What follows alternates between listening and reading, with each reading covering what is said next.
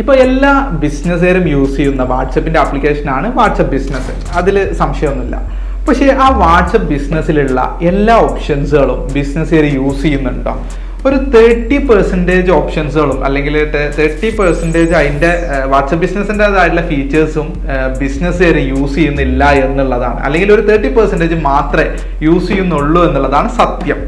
അതായത് പറഞ്ഞു വരുമ്പോൾ വാട്സപ്പ് ബിസിനസ് മാത്രം ഉപയോഗിച്ച് നമ്മളെ ബിസിനസ്സിനെ നമുക്ക് ഗ്രോത്തിലേക്ക് കൊണ്ടുപോകാനും ഒന്നുകൂടി ഓർഗനൈസ്ഡ് ആക്കാനും ഇനി വേണമെങ്കിൽ കുറച്ചും കൂടി അഡ്വാൻസ്ഡ് ആയിട്ടുള്ള ഫെസിലിറ്റീസിലേക്ക് മൂവ് ചെയ്യാനും വാട്സപ്പ് ബിസിനസിന്റെ ആപ്ലിക്കേഷൻ മാത്രം ഉപയോഗിച്ചുകൊണ്ട് സാധിക്കും.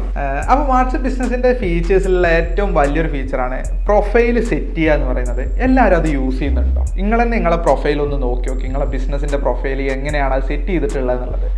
സോ അതായത് നമ്മൾ നോർമൽ വാട്സപ്പും വാട്സപ്പ് ബിസിനസ്സും തമ്മിലുള്ള ഏറ്റവും വലിയൊരു ചേഞ്ച് എന്ന് പറയുന്നത് ബിസിനസ് പ്രൊഫൈൽ ബിൽഡ് ചെയ്യാം എന്നുള്ളതാണ്. നമുക്ക് നമ്മളെ ഒരു കവർ ഫോട്ടോ സെറ്റ് ചെയ്യാം, നമ്മളെ പ്രൊഫൈൽ ഫോട്ടോ, നമ്മളെ ഇമെയിൽ അഡ്രസ്, വെബ്സൈറ്റ്, നമ്മളെ ബയോ, നമ്മളെ സോഷ്യൽ മീഡിയ ലിങ്ക്സുകൾ, നമ്മളെ കാറ്റലോഗ്സ്, ഈ ഇൻഫർമേഷൻസ് ഒക്കെ നമുക്ക് നമ്മളെ ബിസിനസ് പ്രൊഫൈലിൽ, അതായത് വാട്സപ്പിൻ്റെ ബിസിനസ് പ്രൊഫൈലിൽ സെറ്റ് ചെയ്യാൻ പറ്റും. ഈ ഇൻഫർമേഷൻസ് സെറ്റ് ചെയ്തുകൊണ്ട് എന്താണ് കാര്യം? ഒരു കസ്റ്റമർ നമ്മളെ പ്രൊഫൈലിലേക്ക് നമ്മൾ വാട്സപ്പ് എടുത്ത് നോക്കി, നമ്മൾ ജസ്റ്റ് നമ്മളെ പ്രൊഫൈൽ ഫോട്ടോ എടുത്ത് നോക്കാൻ വേണ്ടി അവർ നോക്കിക്കഴിഞ്ഞാൽ നമ്മളെ ഈ ഒരു ഇൻഫർമേഷൻസ് എല്ലാം കാണാൻ കഴിയും. അതുവഴി നമ്മൾ എന്ത് ബിസിനസ് ആണെന്നുള്ളതും നമ്മളെ ബിസിനസ്സിൻ്റെ മറ്റു വെബ്സൈറ്റിലേക്കും നമ്മളെ മറ്റു സോഷ്യൽ മീഡിയ പേജിലേക്കുള്ള ലിങ്ക്സും കാര്യങ്ങളെല്ലാം അവിടെ കിട്ടുന്നത് വഴി നമ്മളെ ബിസിനസ്സിൻ്റെ കൂടുതൽ ഇൻഫർമേഷൻസുകൾ ഈ പ്രൊഫൈൽ വഴി സെറ്റ് ചെയ്യാൻ പറ്റും.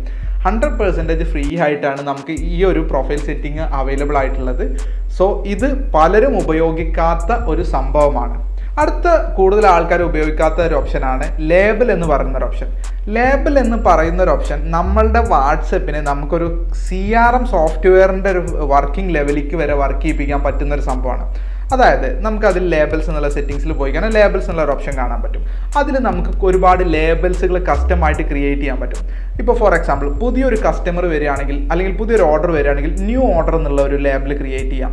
ആ ഒരു ഓർഡറിൻ്റെ പേയ്മെൻറ്റ് കിട്ടിയിട്ടുണ്ടെങ്കിൽ പേയ്മെൻറ്റ് ഡൺ എന്നുള്ളൊരു ഇത് ക്രിയേറ്റ് ചെയ്യാം. ഇനി അല്ലെങ്കിൽ ആ ഓർഡർ പെൻഡിങ് ആണെങ്കിൽ പെൻഡിങ് എന്നുള്ള ഒരു ലേബൽ ക്രിയേറ്റ് ചെയ്യാം. ഇനി ആ ഒരു ഓർഡർ നെഗറ്റീവാണ്, കംപ്ലീറ്റ്ലി പിന്നെ ഓർഡർ ക്യാൻസൽ ആയി പോയിട്ടുണ്ടെങ്കിൽ അതിന് നെഗറ്റീവ് എന്നോ അല്ലെങ്കിൽ ക്യാൻസൽഡ് എന്നുള്ളൊരു ലേബൽ ക്രിയേറ്റ് ചെയ്യാം. ഇങ്ങനെ നമ്മൾ 4 ലേബൽസ് ക്രിയേറ്റ് ചെയ്തു.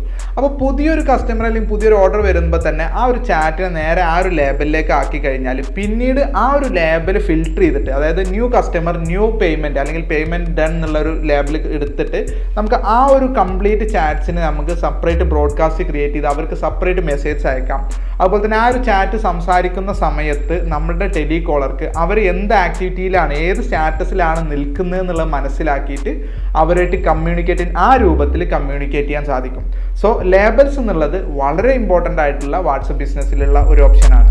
അടുത്ത ഒരു ഓപ്ഷൻസ് മെസ്സേജിങ് ഓപ്ഷൻസുകളാണ്. അതായത് നമുക്ക് അതിൽ ഗ്രീറ്റിംഗ് മെസ്സേജ്, എവേ മെസ്സേജ്, ഇങ്ങനത്തെ മെസ്സേജ്, ക്വിക്ക് റിപ്ലൈസ്, ഇതുപോലത്തെ ഓപ്ഷൻസുകൾ അവൈലബിൾ ആണ്. ആക്ച്വലി എല്ലാവരിലും ഒരു ഗ്രീറ്റിംഗ് മെസ്സേജ് ഉണ്ടാവും. ആരെങ്കിലും ഒരു മെസ്സേജ് അയച്ചു കഴിഞ്ഞാൽ അപ്പോൾ തന്നെ താങ്ക് യു ഫോർ കോൺടാക്ടിങ് റെയ്സ് അഡോക്സ് എന്ന് പറഞ്ഞിട്ടുള്ള ഒരു മെസ്സേജ് അപ്പോൾ തന്നെ വരും. പക്ഷെ ശരിക്കും അങ്ങനെയല്ല അതിനെ ചെയ്യേണ്ടത്, അങ്ങനെയല്ല യൂട്ടിലൈസ് ചെയ്യേണ്ടത്. പേഴ്സണലൈസ്ഡ് ആയിട്ടുള്ള ഒരു മെസ്സേജ് ആക്കി കൊണ്ടുവരിക, കുറച്ചും കൂടി ഒരു ടച്ചിങ് ആയിട്ട്, ഫീലിങ്സ് ആയിട്ട്, അതൊരു കമ്പ്യൂട്ടർ ഒരു മെസ്സേജ് അയക്കുന്ന ഫോർമാറ്റ് അല്ലാതെ പക്ക പേഴ്സണലൈസ്ഡ് ആയിട്ട് ഒരു മെസ്സേജ് ആക്കി കൊണ്ടുവന്നു കഴിഞ്ഞാൽ അതിനെ എങ്ങനെ നമുക്ക് ആ രൂപത്തിലാക്കുക എന്നുള്ളത് ഓരോ ബിസിനസ്സിനും ഓരോ ഫോർമാറ്റ് ആയിരിക്കും. അപ്പോൾ ആ ഒരു ഫോർമാറ്റിലേക്ക് ആക്കി കൊണ്ടുവന്ന് അവരെ കൊണ്ടൊരു റിപ്ലൈ, ആ ഒരു ഗ്രീറ്റിംഗ് മെസ്സേജ് അയച്ചു കഴിഞ്ഞാൽ അതിൽ നിന്നൊരു റിപ്ലൈ ജനറേറ്റ് ചെയ്യാൻ പറ്റുക, ഒരു ഇൻഫർമേഷൻസുകൾ ഗ്യാദർ ചെയ്യാൻ പറ്റുന്ന രൂപത്തിൽ അതിനെ പേഴ്സണലൈസ്ഡ് ആക്കിയിട്ട് കൊണ്ടുവന്നാൽ കുറച്ചും കൂടി ബെറ്റർ ആയിട്ട് നമുക്ക് അതിനെ യൂസ് ചെയ്യാൻ പറ്റും. മെസ്സേജിങ് ഓപ്ഷനിൽ ഇപ്പോൾ എവേ മെസ്സേജും ഗ്രീറ്റിംഗ് മെസ്സേജും ഓൾറെഡി അറിയും. എവേ മെസ്സേജ് എന്ന് പറയുന്നത് ശരിക്കും നമ്മളൊരു പുറത്താണ് അവൈലബിൾ അല്ലാത്ത സമയത്ത് സെൻഡ് ചെയ്യേണ്ടതാണ്. ഇത് കൂടാതെ ക്വിക്ക് റിപ്ലൈസ് എന്നൊരു ഓപ്ഷൻ ഉണ്ട്. ഈ ക്വിക്ക് റിപ്ലൈസ് എന്നുള്ള ഓപ്ഷന് വളരെ ടൈം ലാഭിക്കാൻ വേണ്ടിയിട്ട് നമ്മളെ ടെലികോളിംഗ് സ്റ്റാഫിൻ്റെ ആണെന്നുണ്ടെങ്കിലും സെയിൽസ് സ്റ്റാഫിൻ്റെ ആണെന്നുണ്ടെങ്കിലും ആരതാണെങ്കിലും ടൈം ലാഭിക്കാൻ വളരെ എളുപ്പമാണ്. ഇപ്പോൾ ഒരാൾ ഒരു പ്രൊഡക്റ്റിൻ്റെ പ്രൈസ് ചോദിക്കുകയാണ്, അല്ലെങ്കിൽ ഒരു പ്രൊഡക്റ്റ് കാറ്റഗറിയുടെ ഒരു ഫുൾ പ്രൊഡക്റ്റ് കാറ്റഗറിയുടെ കുറേ എണ്ണത്തിൻ്റെ പ്രൈസ് ചോദിക്കുകയാണ്.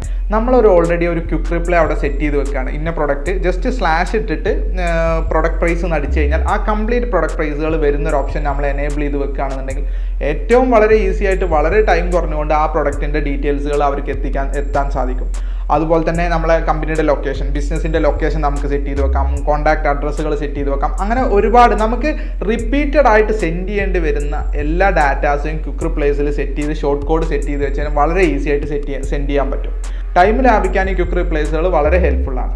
അടുത്ത വലിയൊരു ഓപ്ഷനാണ് കാറ്റലോഗ് എന്നുള്ള ഓപ്ഷൻ. കാറ്റലോഗ് എന്ന് പറഞ്ഞു കഴിഞ്ഞാൽ നമുക്കറിയാം, നമുക്ക് ഒരു പ്രിന്റഡ് കാറ്റലോഗ്സ് പല ബിസിനസ് ഏരിയകൾക്കുണ്ട്. അതുകൂടാതെ ഒരു ഓൺലൈൻ കാറ്റലോഗ്, ചെറിയൊരു ഓൺലൈൻ ഇ-കോമേഴ്സ് പ്ലാറ്റ്ഫോമായിട്ട് നമുക്ക് നമ്മളെ വാട്സപ്പ് ബിസിനസ്സിന് യൂസ് ചെയ്യാൻ പറ്റും.